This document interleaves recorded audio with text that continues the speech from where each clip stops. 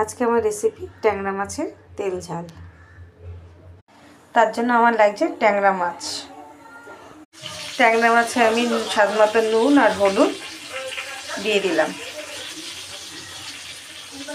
দিয়ে ভালো করে মেখে নেব।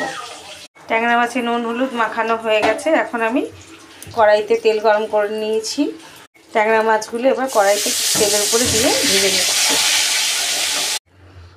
ওই তেলে আমি কালো জিরে ফোড়ন দিলাম, আর দেবো 4-5টা এলাচ আর লবঙ্গ।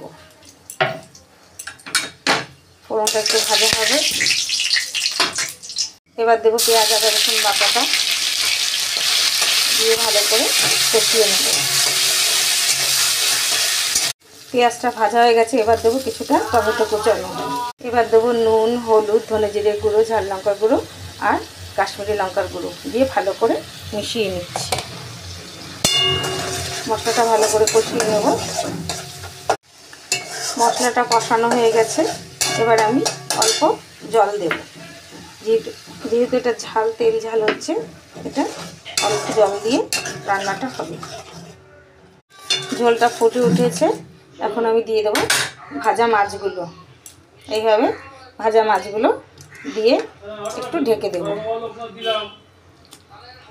এবার কয়েকটা কাঁচা লঙ্কা চেরা দিয়ে দিলাম, আর কিছুটা ধনেপাতা দিয়ে দিলাম, দিয়ে ভালো করে নেড়ে নামিয়ে নেব। এত সুন্দর কালার হয়েছে, দেখুন কি ভালো লাগছে দেখতে। এইভাবে রান্না করে খেয়ে দেখবেন, ভালো লাগবে। অল্প একটু গরম মশলা গুঁড়ো দিয়ে দিলাম। ট্যাংরা মাছের তেল ঝাল রান্নাটা সম্পূর্ণ কমপ্লিট হয়ে গেছে। আমি যেভাবে করেছি আপনারা সেইভাবে করে খেয়ে দেখবেন, ভালো লাগবে।